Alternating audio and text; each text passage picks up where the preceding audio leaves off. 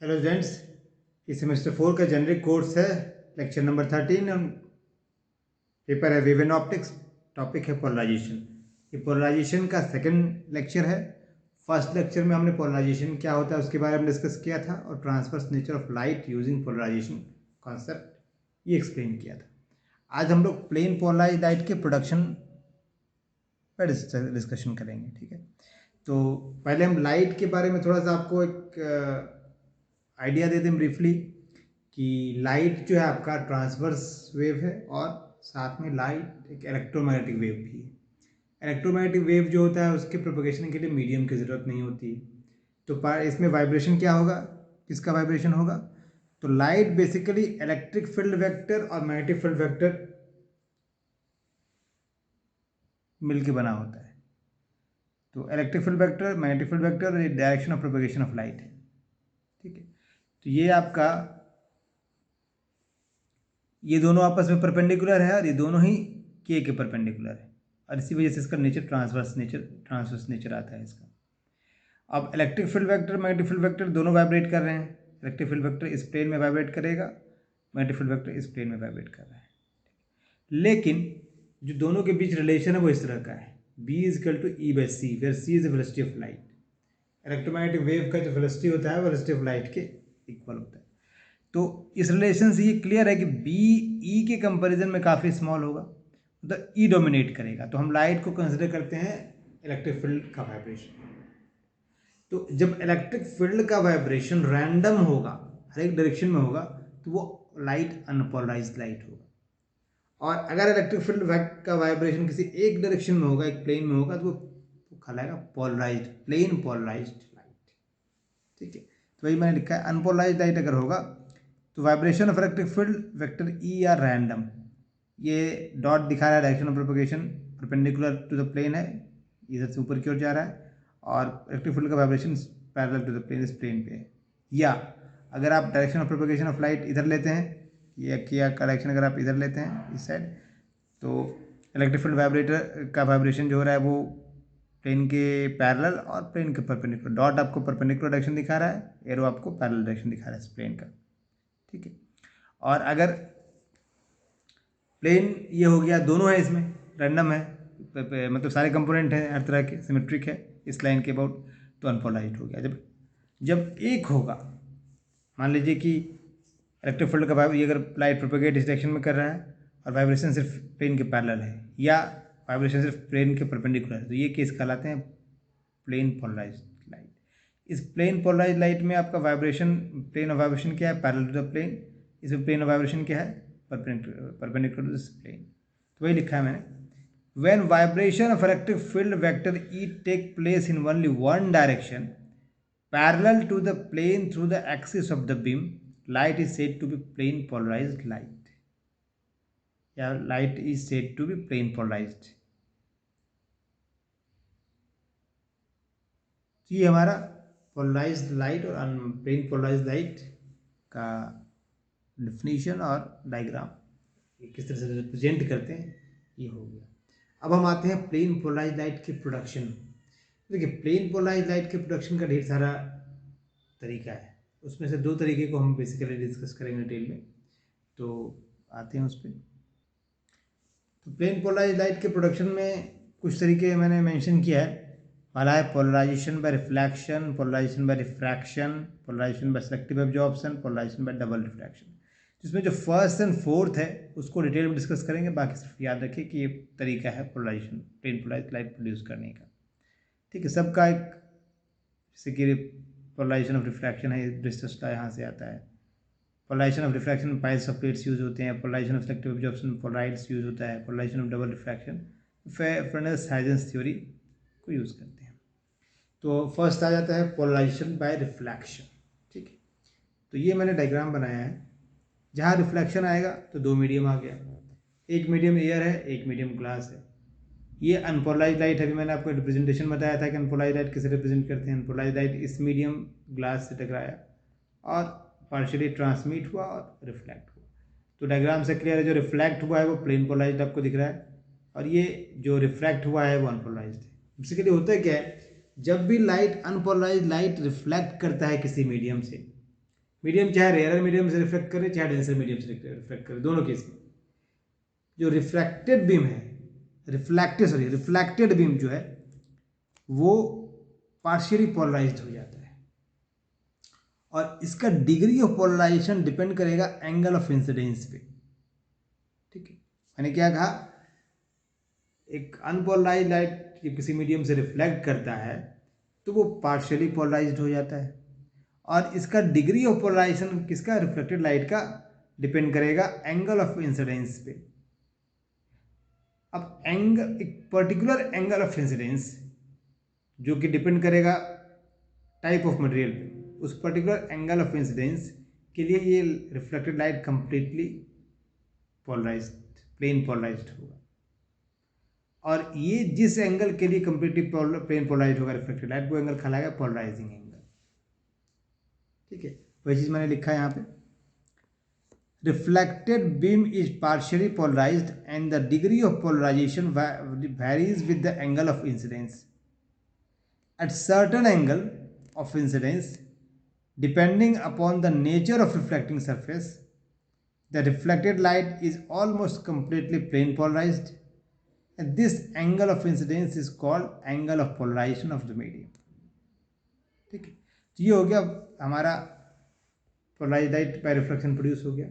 यहाँ पे एक चीज़ और आता है, ब्रिस्टर्स लॉ। एक साइंटिस्ट है ब्रिस्टर्स, उसने कुछ एक्सपेरिमेंटली इसी के रिगार्डिंग फैक्ट्स प्रोड्यूस किए और एक्सपेरिमेंटली कुछ देखा उन्होंने, उसको कंक्लूजन में जो उन्होंने लॉ बनाया वो कहलाता है ब्रिस्टर्स लॉ। तो हम ब्रिस्टर्स लॉ पे थोड़ा बात करते हैं। ब्रिस्टर्स ने सीरीज ऑफ एक्सपेरिमेंट किया और स्टडी किया इसी बात को कि रिफ्लेक्टेड लाइट प्लेन पोलराइज्ड एक पर्टिकुलर एंगल ऑफ इंसिडेंस के लिए हो रहा है और साथ ही उस पर्टिकुलर एंगल ऑफ इंसिडेंस के लिए जो रिफ्लेक्टेड लाइट और रिफ्रैक्टेड लाइट है इन दोनों के बीच का एंगल 90 डिग्री हो रहा है। ठीक है, क्या पॉइंट नोट किया कि जिस पर्टिकुलर एंगल के लिए ये कंप्लीटली प्लेन पोलराइज्ड हो रहा है, उस एंगल के लिए जो रिफ्लेक्टेड लाइट और रिफ्रैक्टेड लाइट के बीच का एंगल है वो 90 डिग्री होगा। और इसी एक्सपेरिमेंट के दौरान उसने ये कंक्लूड किया कि जिस एंगल के लिए कंडीशन आ रहा है कि प्लेन कंप्लीटली प्लेन पोलराइज्ड है और इसके बीच का एंगल 90 डिग्री है, वो एंगल कहलाया प्लेन ऑफ पोलराइजेशन। तो उसने, ब्रिस्टर्स ने बताया कि जो प्लेन ऑफ पोलराइजेशन है उसका टेंजेंट, ठीक है, tangent of plane of polarisation is numerically equal to the refractive index of this medium. क्या बताया, एंगल ऑफ पोलराइजेशन का टेंजेंट न्यूमेरिकली रिफ्रैक्टिव इंडेक्स के बराबर होता है। इसी को हम देखते हैं। हम इसी फिगर को दोबारा बनाते हैं ब्रिस्टर्स लॉ को एक्सप्लेन करने के लिए, और ये हमने दोबारा यहाँ बनाया है और इस यहाँ भी देते हैं ब्रिस्टर्स लॉ निकालना है। ये ब्रिस्टर्स लॉ,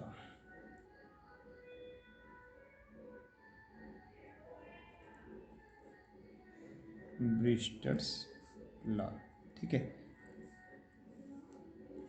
ब्रिस्टर साइंटिस्ट का नाम है, इसने एक्सपेरिमेंटली इस पोलराइजेशन पे ढेर सारे एक्सपेरिमेंट किया और सीरीज ऑफ एक्सपेरिमेंट करने के बाद उसने यही बताया, जो फैक्टर हम डिस्कस कर चुके हैं, थोड़ा सा उसको आगे और बढ़ाएंगे।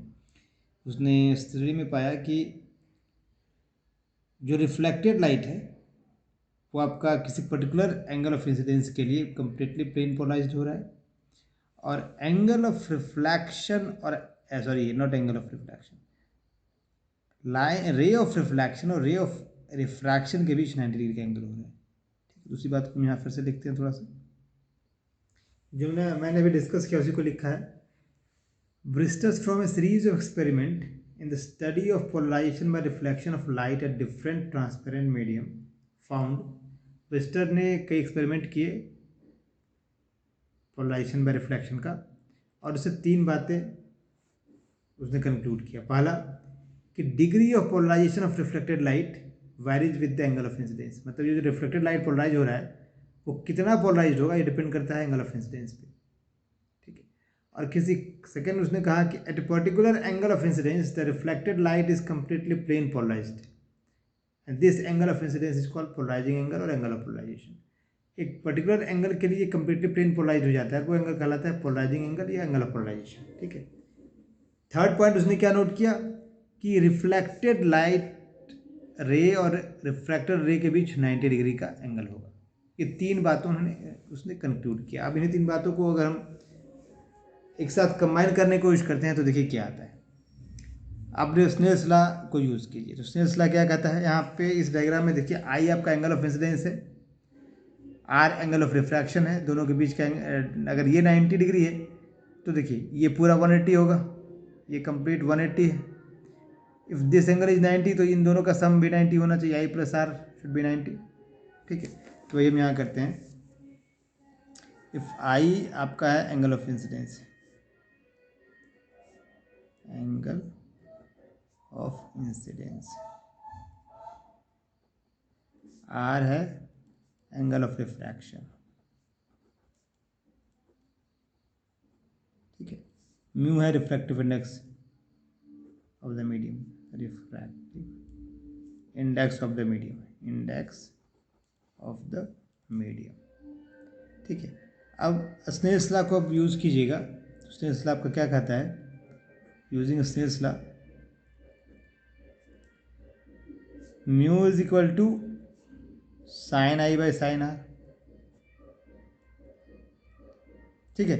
और अभी हमने क्या इफेक्ट, थर्ड पॉइंट क्या नोट किया कि रिफ्लेक्टेड रे और रिफ्लेक्टेड रे के बीच 90 डिग्री है और ये पूरा 180 है, इसका मतलब i plus r should be 90 degree. और आप ये दोनों क्यों सेम है आपको पता ही होगा।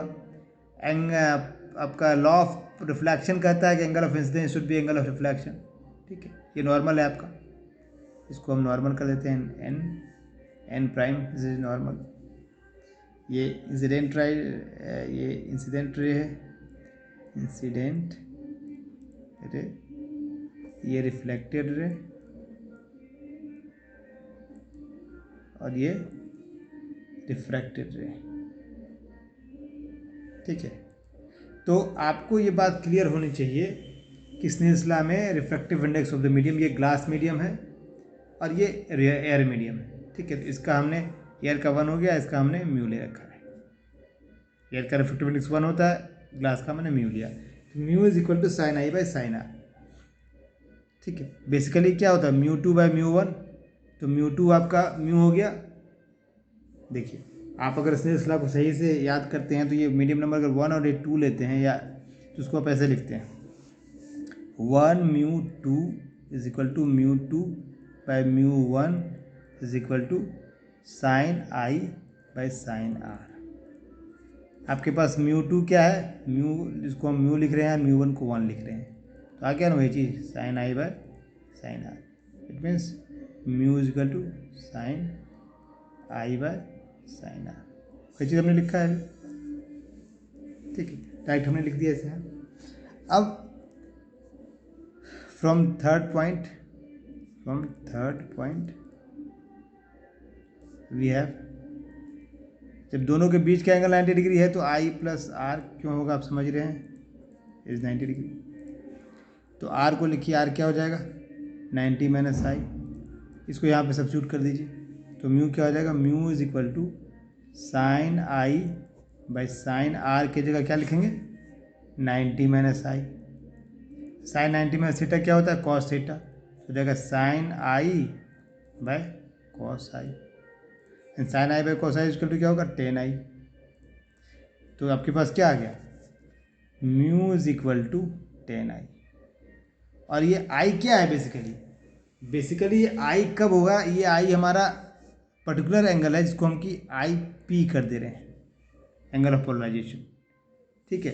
तो जहाँ जहाँ हम आई कर रहे हैं उसकी जगह पे आई पी कर देते हैं, पहले भी लिख सकते थे हम आई पी, ये आई पी, ये आई पी, ये आई पी हो जाएगा, ये आई पी हो जाएगा, तो ये 10 आई पी हो जाएगा, ये 10 आई पी हो जाएगा, मतलब पोलराइजिंग एंगल का टेंजेंट जो होगा वो रिफ्रैक्टिव इंडेक्स देगा। ये आपका ब्रिस्टर्स लॉ है। This relation is called ब्रिस्टर्स law. ठीक है, ये आपका ब्रिस्टर्स लॉ का है। ब्रिस्टर्स लॉ बेसिकली क्या हो गया, इसको हम वर्ड में भी लिखते हैं। क्या लिखा मैंने, हमने उसी को वर्ड में लिखा। ब्रिस्टर्स लॉ इज क्या कहता है कि tangent of angle of polarisation is numerically equal to refractive index of the medium. Tangent of angle of polarisation is numerically equal to the refractive index of the medium. और ये दोनों case के लिए सही है, चाहे आपका रिफ्लेक्शन रेयरर मीडियम से हो रहा हो, चाहे वो रिफ्लेक्शन आपका रेयरर से, चाहे आपका रिफ्लेक्शन रेयरर मीडियम से हो या डेंसर मीडियम से हो, ये लॉ आपका वही रहेगा, दोनों के लिए वैलिड है। Mu equal to 10 IP। Refractive index of the reflecting medium is equal to tangent of angle of polarisation. तो ये हमारा हो गया ब्रिस्टर्स लॉ और angle of production of plane polarised light using reflection. ठीक है, आगे बढ़ते हैं हम। अब हम फोर्थ पॉइंट डिस्कस करने वाले हैं। ये फोर्थ पॉइंट में क्या था कि डबल रिफ्रैक्शन को यूज करके कैसे आप प्लेन पोलराइज्ड लाइट प्रोड्यूस करेंगे। तो देखिए, ये डायग्राम है। ये एक ऐसा क्रिस्टल है जिसपे जब अनपोलराइज्ड लाइट इससे होकर पास करेगा तो दो रिफ्रैक्टिंग लाइन में टूट जाएगा, और एक लाइन कहलाएगा ऑर्डिनरी रे, दूसरा लाइन कहलाएगा एक्स्ट्रा ऑर्डिनरी रे। ठीक है, तो ऐसा फिनोमिनन जिसमें लाइट दो रिफ्रैक्टेड लाइट में स्प्लिट हो जाए, ये कहलाता है डबल रिफ्रैक्शन। और जो क्रिस्टल, जिस क्रिस्टल में ऐसा होता है वो कहलाएगा डबली रिफ्रैक्टिंग क्रिस्टल्स। आपको याद होगा कि रिफ्रैक्शन, आप एक मीडियम से दूसरे मीडियम में लाइट जब जा रहा है तो लाइट रे रिफ्रैक्ट होता है, बट सिंगल रिफ्रैक्शन, एक लाइट गया तो एक लाइट ही रिफ्रैक्टेड हुआ, एक इंसिडेंट लाइट एक रिफ्लेक्टेड लाइट है। लेकिन इस केस में एक इंसिडेंट लाइट है, उसके दो रिफ्लेक्टेड लाइट हो गया। मान लीजिए ये अगर एंगल ऑफ इंसिडेंस है I, तो ये R1 हो गया इसका एंगल ऑफ रिफ्रैक्शन, और ये R2 हो गया इसका एंगल ऑफ रिफ्रैक्शन। ठीक है, तो हमारा इस कॉन्टेक्स्ट में इसको इसलिए पढ़ना है क्योंकि हम चाहते हैं प्लेन पोलराइज्ड लाइट प्रोड्यूस करना। तो ये डबल रिफ्रैक्शन यूज करके हम प्लेन पोलराइज्ड लाइट प्रोड्यूस कर रहे हैं। देखिए, हम अनपोलराइज्ड लाइट यहाँ पे इंसिडेंट की, और जो इमर्ज कर रहा है वो पोलराइज्ड लाइट है। दो, एक एक्स्ट्रा ऑर्डिनरी इसको कहते हैं और एक ऑर्डिनरी लाइट कहते हैं। जो रिफ्लेक्ट हुआ उसमें दो लाइट हुआ, एक एक्स्ट्रा ऑर्डिनरी लाइट कहलाया E for extra ordinary, O for ordinary light. अब एक्स्ट्रा ऑर्डिनरी और ऑर्डिनरी लाइट क्यों कहते हैं इसके बारे में हम चर्चा करेंगे। फिलहाल इतना क्लियर हो गया कि अनपोलराइज्ड लाइट को हम डबल रिफ्रैक्शन के थ्रू प्लेन पोलराइज्ड ऑब्टेन करने के लिए यूज़ करते हैं। ठीक है, इस पॉइंट को पहले लिख लेते हैं, फिर हम क्रिस्टल के बारे में आएंगे। देखिए, उन्हीं बातों को मैंने लिखा जिसको भी मैंने डिस्कस किया था। If unpolarised light is allowed to pass through particular kind of crystal, that is calcite और quartz, it splits up into two refracted beams instead of one.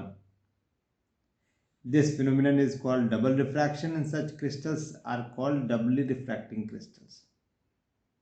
I आपका एंगल ऑफ इंसिडेंस है, R1 आपका angle of refraction of ordinary रे है, figure में देखिए R1, R2 आपका angle of refraction of extra ordinary रे।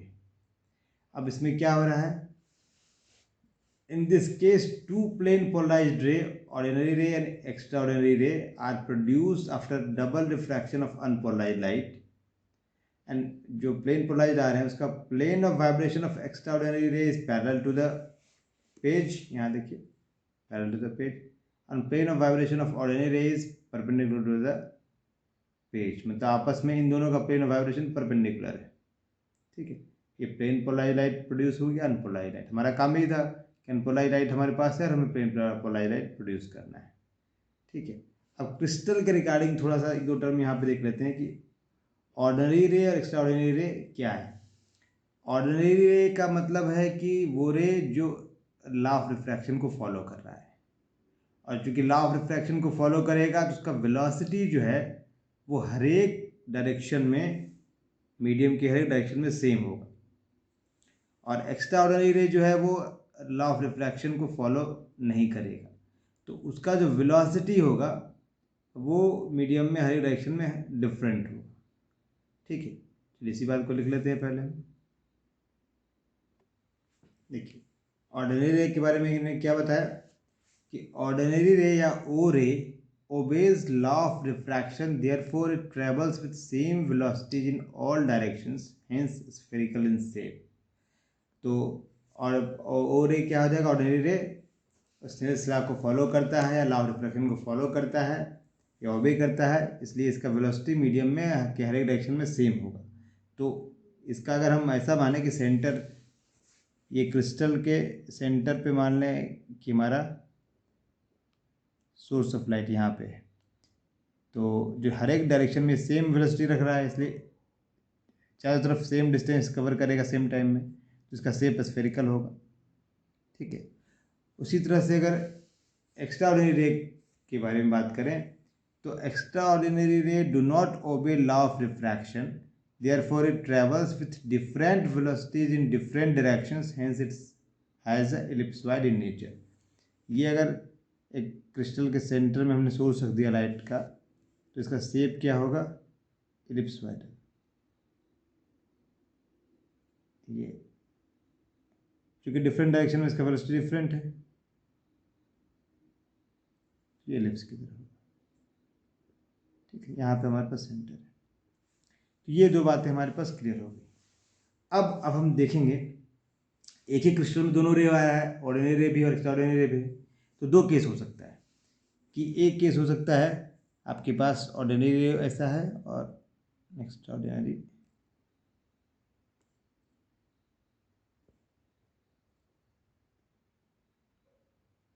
ठीक, और दूसरा केस हो सकता है कि आपके पास ऑर्डिनरी रे के ऊपर से ये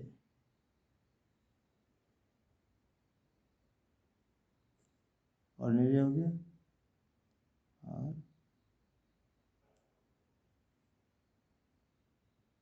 ये एक्स्ट्रा ऑर्डिनरी।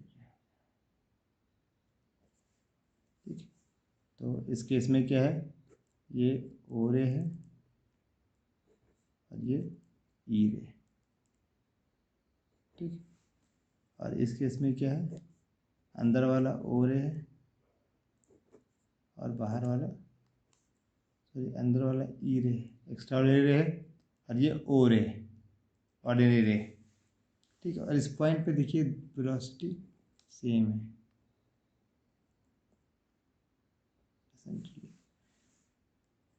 इस पॉइंट पे देखिए दोनों का ओ रे और ई रे का वेलोसिटी सेम है, इस पॉइंट पे इस केस में भी दोनों का वेलोसिटी सेम है।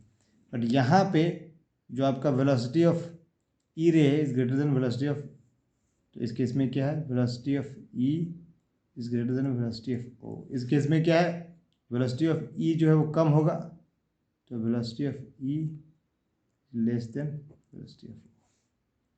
तो ऐसा जो क्रिस्टल होगा जिसमें एक्स्ट्रा ऑर्डिनरी रे का वेलोसिटी ज़्यादा होगा ऑर्डिनरी के से, वो कहलाएगा नेगेटिव क्रिस्टल। ये कहलाया नेगेटिव क्रिस्टल। और इसका एग्जांपल में आता है कैल्साइट। और ये वाला केस जो कहलाएगा वो हो जाएगा पॉजिटिव क्रिस्टल।